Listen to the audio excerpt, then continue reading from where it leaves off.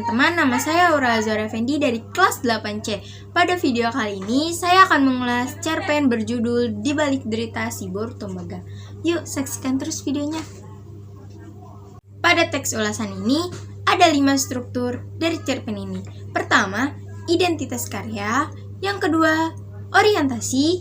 Ketiga, sinopsis. Keempat, analisis. Kelima, evaluasi. Yuk, kita saksikan satu-satu. Kali ini kita ada di pembahasan identitas karya. Yang pertama, ada judul yang berjudul Di Balik Derita Si Boruto Tembaga. Yang kedua, ada penulis. Penulisnya adalah Buha Aritonang. Yang ketiga, ada penerbit. Yang menerbitkannya adalah Badan Pembangunan dan Pembinaan Bahasa. Genrenya adalah cerita rakyat. Tahun terbit 2016 dan jumlah halaman ada 79. Tokoh yang terlibat ada Guasa, ada Tobok, ada Raja Paniroy, ada Donda, Rakyat Suga-Suga, Si Boruto Tembaga, Si Boru Buntulan, Asman, Mauliate, dan Partungkos Bosi. Yuk, saksikan yang di pembahasan kedua ada orientasi. Buku Di Balik Derita Si Boruto Tembaga mengisahkan seorang tua etnik yang tidak memiliki keturunan laki-laki. Kejadian seperti itu pada masa lalu kurang dihormati karena harta peninggalan orang tua seperti itu tidak dapat diambil alih atau dirampas oleh saudara-saudaranya.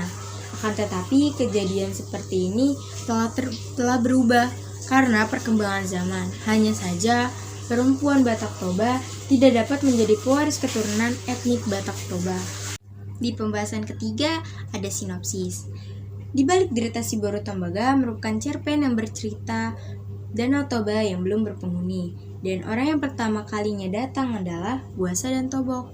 Tobok mengganti nama menjadi Desa Suga-Suga. Tobok pergi meninggalkan Desa Suga-Suga, dan Guasa tetap di desa tersebut. Guasa mengunjungi rumah Raja Paniroy. Di situ pun Guasa terpikat oleh putrinya Tuan Raja Paniroy yang bernama Putri Donda. Dia pun dengan percaya diri melamar Putri Donda, dan tidak lama kemudian dia diterima oleh lamarannya. Dan kemudian itu dia menikah dan dia kembali ke desa Suga-Suga. Raja Paniroy resmi mengangkat Guasa menjadi raja. Dan tidak lama seperti itu, Guasa dan istri dikaruniai 2 anak perempuan, dan tidak lama itu dia mengandung anak ketiga yang sangat diharapkan adalah anak laki-laki untuk pewaris hartanya. Akan tetapi saat waktu kelahiran tiba, kandungannya dan istrinya meninggal dunia. Di saat itulah anak perempuan Si Boruto Tembaga dan Si Boru Buntulan membujuk ayahnya agar ayahnya menikah lagi. Akan tetapi ayahnya tidak mau karena dengan resiko lain. Tidak lama dari itu, ayah Guasa sakit parah dan meninggal dunia. Silitonga, adik dari ayah mereka, datang hanya ingin merampas harta pewaris. Akan tetapi, harta tersebut sudah disembunyikan oleh Si Boruto Tembaga. Silitonga memukul kedua putri abangnya, dan Si Boruto Tembaga diselamatkan oleh Matua. Dan setelah kejadian itu, Si Boruto Tembaga meninggalkan desa Suga-Suga ke hutan pertangisan yang dulu sering dijumpai oleh ayahnya. Tak lama, datanglah seorang pria yang bernama Asman. Dia adalah anak dari sahabat lama ayahnya. Mereka pun mengobrol dengan seksama. Dan tidak lama dari itu, mereka bertiga kembali ke desa Suga-Suga dan disambut gembira oleh rakyat Suga-Suga.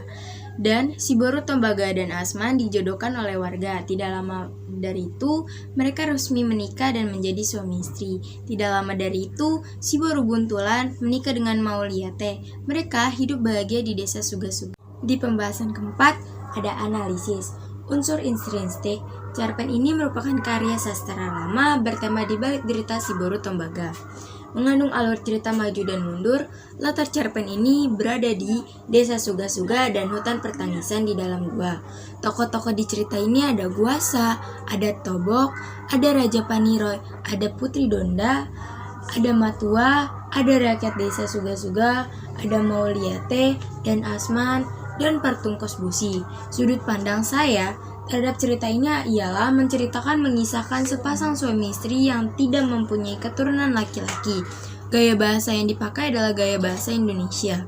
Dan amanat yang bisa saya sampaikan adalah janganlah engkau serakah pada harta, karena itu akan mencelakai diri Anda sendiri. Pembahasan kelima ada evaluasi. Kelebihan yang dapat kita dapatin adalah mengajarkan bahwa setiap perbuatan tidak baik akan dibalas dengan perbuatan tidak baik juga. Begitupun sebaliknya. Dan kekurangan yang dapat kita dapatkan saat ini adalah adegan yang membuat trauma dalam seperti memukul, mengancam. Dan cerpen ini merupakan cerpen yang boleh ditonton atau dibaca oleh semua kalangan usia atau tidak ada batas usia. Sekian presentasi hari ini dari saya. Wassalamualaikum warahmatullahi wabarakatuh.